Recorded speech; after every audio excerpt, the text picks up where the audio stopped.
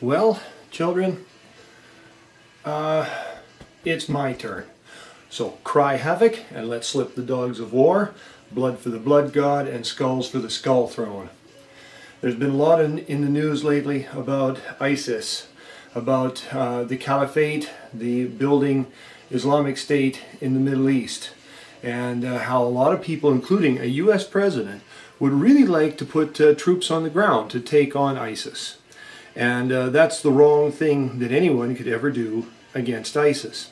The reason is ISIS wants a ground war. They want to take on the armies of the West and prove what big tough guys they are by fighting the best that the West has.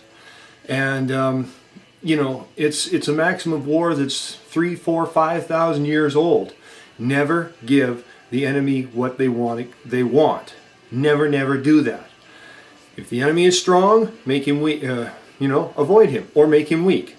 The enemy is angry, that's good, because he's not thinking clearly. Okay, the enemy is weak. Why bother?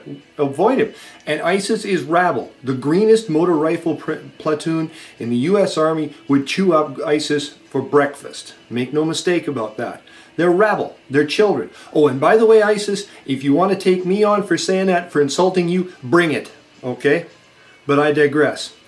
The biggest mistake the West could make is sending ground troops against ISIS. The Western world has forgotten more about waging war and being savage than ISIS is ever going to know, okay? Use a nuke on them. Chemical weapons, biological weapons.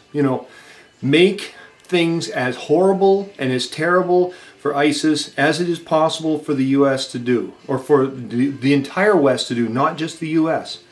Make it evil, make it painful, make it unpleasant.